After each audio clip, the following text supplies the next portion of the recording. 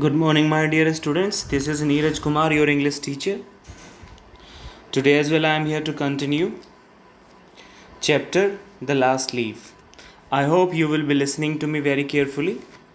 So, here I start. I will come with you and see Jonesy, Bayherman said. They tiptoed into the room. Jonesy was sleeping. Sue drew the curtains together and they went to the next room. She peeped out through the window. There was only one leaf on the creeper. It was raining heavily and ivy cold wind, I should say, an icy cold wind was blowing. It seemed as though the leaf would fall any minute. Now, Behrman did not say a word. He went back to his room. So, I just tell you what happened in this paragraph. Behrman willingly said that he would come with Sue to see Jonesy, and they did the same. Behrman went to Jonesy's room just to see her. What happened to Jonesy? She was sleeping, and after reaching there, Sue drew the curtains together and they went to the next room. Sue peeped out through the window. She looked out of the window. There was only one leaf on the creeper, and it was raining very heavily outside. An icy cold wind was blowing. It was blowing so hard outside.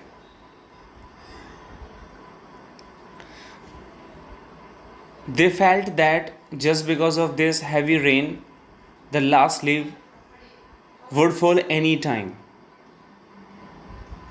So, having analyzed all the things, Behrman did not say even a single word there, and he simply got back to his room. Now, let us move ahead.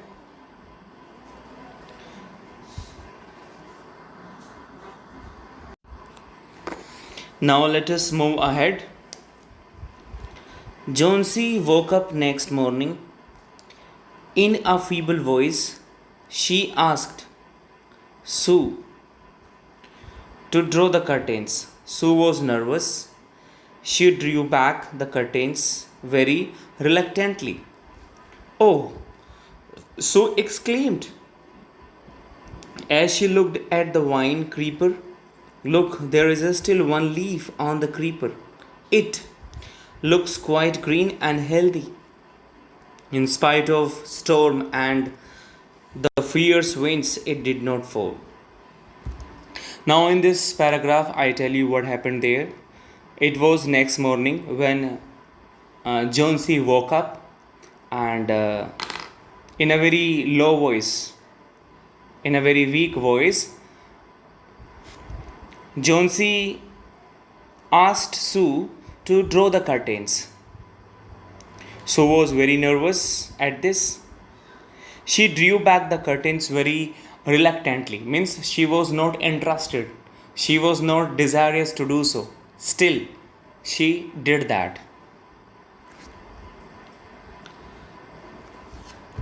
So, as Sue looked outside, she got exclaimed as she saw that there was last leaf still there on the creeper, and it looked very quite green and healthy despite the storm and fierce winds. Right? Finally, what happened there? The last leaf did not fall despite having very fierce storm and very fierce winds.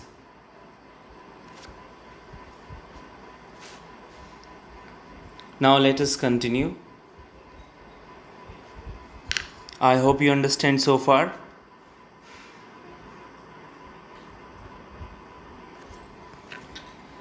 Get continued now.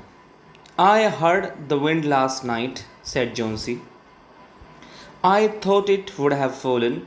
It will surely fall today. Then I'll die. Jonesy willingly said something to Sue. It was last night, and I heard the roar sound of wind, and it was blowing so hard last night. And I thought that the last leaf must have fallen. But I'm strongly sure about it that today it will fall, and after that I will die. You won't die, said Sue energetically. You have to live for your friends. What would happen to me if you die? So, on this, Sue said very energetically, very strongly, that you will have to live for your friends. You will have to be alive for your friends, for me. And in case something wrong happened to you, then what will happen to me? I hope you understand so far. Now let us move ahead. Jonesy smiled weakly and closed her eyes. After every hour or so, she would look out of the window and find the last leaf still there. It seemed to be clinging to the creeper. So, as Sue said whatever she felt like saying, Jonesy smiled very weakly and closed her eyes. After every hour, she kept on looking outside at the last leaf and waiting for the falling of that last leaf. But every time she found that as if it got stuck, it got pasted there on the creeper. In the evening, there was another storm, but the leaf did not fall. Jonesy lay for a long time looking at the leaf. Then she called out to Sue. So, the same evening, there was another storm, and that was very fierce. But despite having very fierce storm, very terrible storm, the last leaf did not fall. Still, it was there. And Jancy and Jonesy had a look continuously on the last leaf and waiting for the falling of that last leaf. But it did not fall. After some time, she called out to Sue. I hope you understand, my dear students. Now let's continue. I have been a bad girl. You have looked after me so lovingly, and I have not cooperated with you. I have been depressed and gloomy. The last leaf has shown me how wicked I have been. I have realized that it is a sin to want to die. So, after calling Sue at once, she admitted that she has been a bad girl. This was something said by Jonesy. She admitted that she had been a bad girl. Even she added that Sue had looked after me very lovingly. But in reply, what did I do? I never cooperated. Jonesy admitted that she had been very depressed and gloomy. The last leaf had shown her how wicked she had been. Finally, she had realized that it was a sin when somebody felt like dying. Now, here I continue. Sue hugged Jonesy. Then she gave her lots of hot soup and a mirror. Jonesy combed her hair and smiled brightly. After that, uh, Sue hugged Jonesy very lovingly, and even she gave her lots of hot soup and a mirror. So after some time, Jonesy combed her hair and smiled brightly. In the afternoon, the doctor came after examining his patient. He told Sue, Jonesy now has the will to live. I am confident she will recover soon. Now I must go downstairs and see Behrman. He is also suffering from pneumonia. But I am afraid there is no hope for him. So that afternoon, doctor arrived over there just to see Jonesy, whether she was fine or not. So after examining Jonesy, the doctor declared that now she is fine and she would recover very soon. Now she has go to downstairs to see Behrman as he also has been suffering pneumonia, and he got afraid by declaring that there was no hope for Behrman to be alive. The next morning, Sue came and sat on Jonesy's bed, taking Jonesy's hand in hers. She said, "I have something to tell you. Mr. Behrman died of pneumonia this morning. He was ill for only 2 days. The first day, the janitor found him on his bed. His clothes and shoes were wet and he was shivering. He had been out in that stormy night. Now, the next morning, Sue arrived Jonesy sitting beside her and revealed the truth that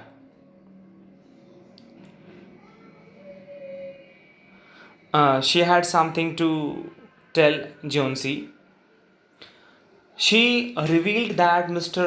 Behrman died because of pneumonia and he had been suffering this for 2 days.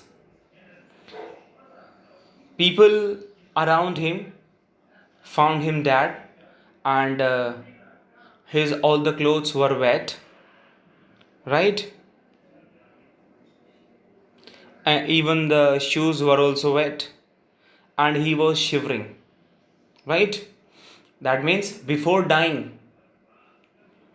when people arrived Behrman, they found him shivering and his entire clothes and shoes got wet as he had been out in that stormy night.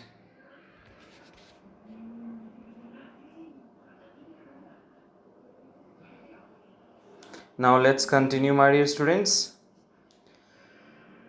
Then they found a ladder and a lantern still lighted lying near his bed. There were also some brushes and green and yellow paints on the floor near the ladder. Jonesy dear, said Sue, look out the window, look at the ivy leaf. Haven't you wondered why it doesn't flutter when the wind blows? That is Behrman's masterpiece. He painted it the night the last leaf fell. So, people, those who were around him, found a ladder and a lantern still lighted near his bed. Even the people found some brushes and green and yellow paints on the floor near the ladder. Means they must have found some spots on the floor as Behrman was painting.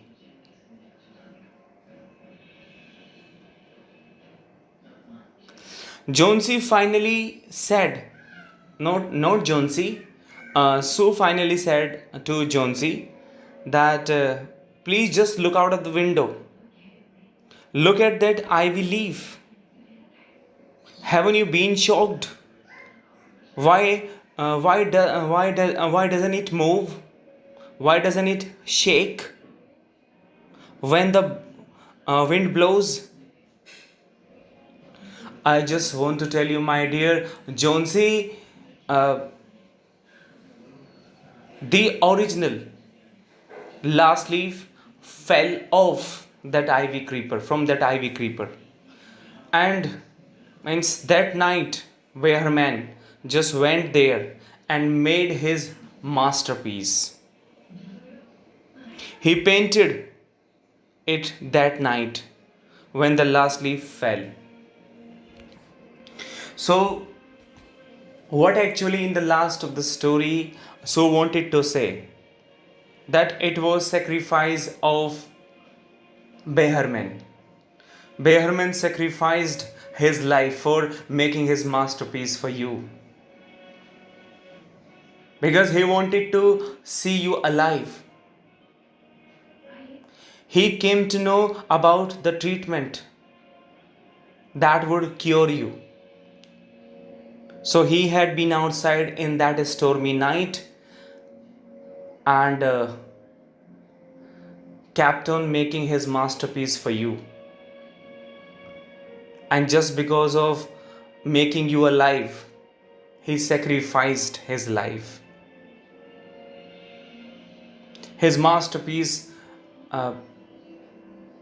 has made you alive. So thank you very much, my dear students. I hope you must have understood. Thank you so much.